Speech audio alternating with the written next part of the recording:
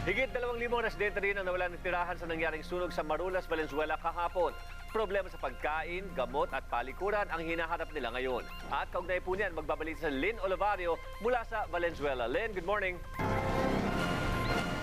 Paolo, sa dalawang magkahiwalay na evacuation center na, nagpalipas ng magdamag ang higit sa 1,000 katao na nawala ng tirahan sa sunog sa Marulas, Valenzuela kahapon.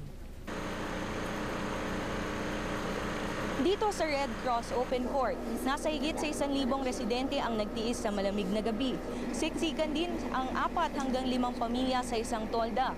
Ang 6 na taong gulang pa na si John Benedict Dosal, inatake ng seizure kung saan namutla ang kanyang mga labi at walang tigil sa panginginig kagabi dahil sa lamig ng hangin. Mabuti na lang at nakahanap ng nebulizer si Nanay Babylin mula sa mga nakatokang nurse sa site. Problema din ang kakulangan ng palikuran. Sa dami kasi ng pamilya dito, dadalawa lang ang portalet at iisa lang ang ginawang temporary na liguan. Kanya-kanyang diskarte na lang ang mga evacuee sa paghahanap ng pagliliguan. Bukod sa mga ganitong problema, wala namang patid ang dating ng tulong mula sa mga civic at religious groups, lokal na gobyerno at pribadong ahensya. Sagana sila sa kariton, kumot, damit, gamot, pagkain, tubig na maiinom at iba pang relief goods. Sa kabilang evacuation naman na tinatawag na bukid, mas maluwang ang sitwasyon. Mayroon din ditong 2 portalet pero walang liguan. Pahirapan din daw sila sa pagkuha ng relief goods.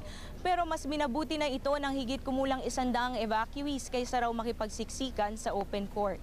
Panawagan lang nila, tutukan din sila ng command post ng DSWD. Paolo, sa mga oras na ito ay nire-revalidate pa ng DSWD ang tala ng mga pamilyang nagsilikas dahil nagkaroon ng double entry sa 2 evacuation sites. Inaasahan naman ang patuloy na pagdating ng tulong para sa pang-araw-araw na pangangailangan ng mga pamilyang nasunugan. Paolo? Alright, maraming salamat. Lynn Olivario, nagbabalita mula sa Valenzuela.